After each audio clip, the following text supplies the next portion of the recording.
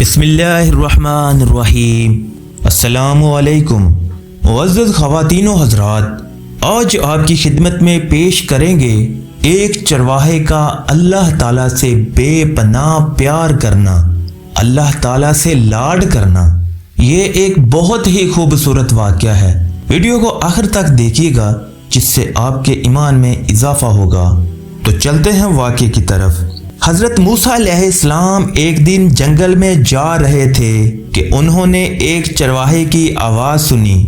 وہ اونچی اونچی آواز میں کہہ رہا تھا کہ اے میری جان سے پیارے اللہ، تو کہاں ہے؟ میرے پاس آ، میں تیرے سر میں کنگھی کروں، جوئیں نکالوں، تیرا لباس میلا ہو گیا ہے تو دھو دوں، تیرے موزے پھٹ گئے ہوں تو وہ بھی سی دوں، تجھے تازہ تازہ دودھ پلاؤں، تو بیمار ہو جائے تو تیری تعمیر داری کروں۔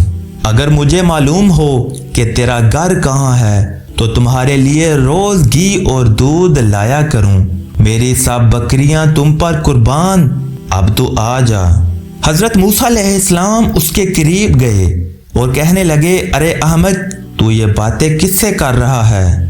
چرواہے نے جواب دیا، اس سے کر رہا ہوں جس نے تجھے اور مجھے پیدا کیا اور یہ زمین و آسمان بنائے۔ یہ سن کر حضرت موسیٰ علیہ السلام نے غضبناک ہو کر کہا، ارے بدبخت، تو اس بےہودہ بکواس سے کہیں کا نہ رہا، بجائے مومن کے تو کافر ہو گیا۔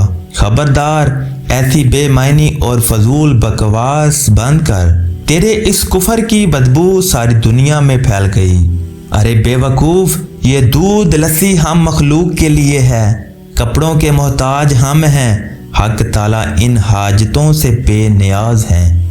نہ وہ بیمار ہوتا ہے، نہ اسے تعمیر داری کی ضرورت ہے، نہ اس کا کوئی رشتہ دار ہے، توبہ کر اور اس سے ڈر۔ حضرت موسیٰ علیہ السلام کے غیظ و غضب میں بھرے ہوئے یہ الفاظ سن کر چرواہے کے اوسان خطا ہو گئے اور وہ خوف سے تھر تھر کانپنے لگا، چہرہ زرد پڑ گیا اور بولا، اے اللہ کے جلیل القدر نبی، تو نے ایسی بات کہی کہ میرا منہ ہمیشہ کے لیے بند ہو گیا اور مارے ندامت کے میری جان ہلاکت میں پڑ گئی۔ یہ کہتے ہی چرواہے نے سرد آنکھ کھینچی، اپنا گریبان تار تار کیا اور دیوانوں کی طرح بھاگنے لگا۔ حضرت موسیٰ علیہ السلام حق تعالیٰ سے ہم کلام ہونے کے لیے کوہ طور پر گئے تو اللہ تعالیٰ نے فرمایا، اے موسیٰ، تو نے ہمارے بندے کو ہم سے جدا کیوں کیا؟ تو دنیا میں جدائی کے لیے آیا ہے؟ خبردار، اس کام میں احتیاط رکھ۔ ہم نے اپنی مخلوق میں ہر شخص کی فطرت الگ الگ بنائی ہے اور ہر فرد کو دوسروں سے جدا عقل بخشی ہے۔ جو بات ایک کے حق میں اچھی ہے وہ دوسرے کے لیے بری ہے، ایک کے حق میں تریاق کا اثر رکھتی ہے، وہی دوسرے کے لیے زہر ہے۔ ایک کے حق میں نور اور دوسرے کے حق میں نار۔ ہماری ذات پاکی اور ناپاکی سے مبرا ہے۔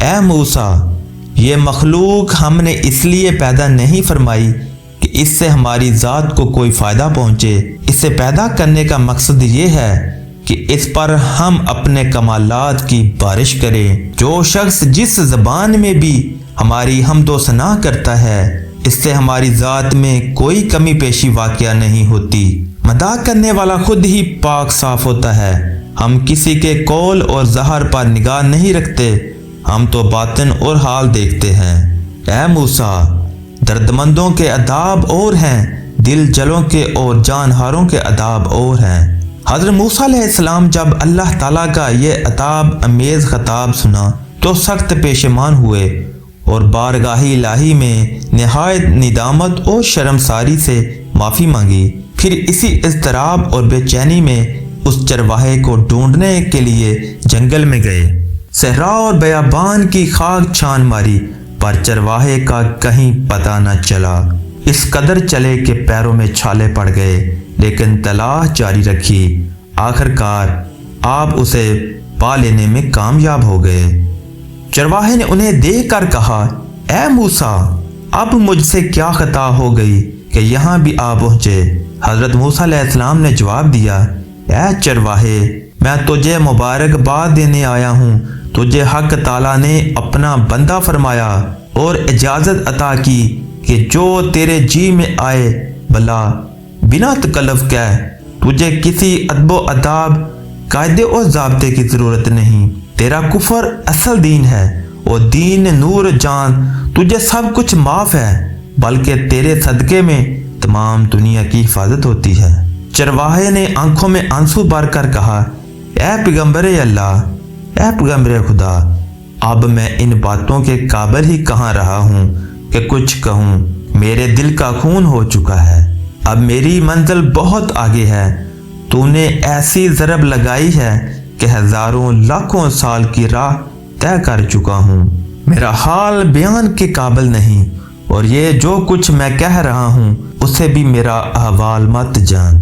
اے شخص جو تو حق تعالیٰ کی حمد و ثنا بیان کرتا ہے، کیا سمجھتا ہے تو ابتدا سے انتہا تک ناقص اور تیرا حال و کال بھی ناقص۔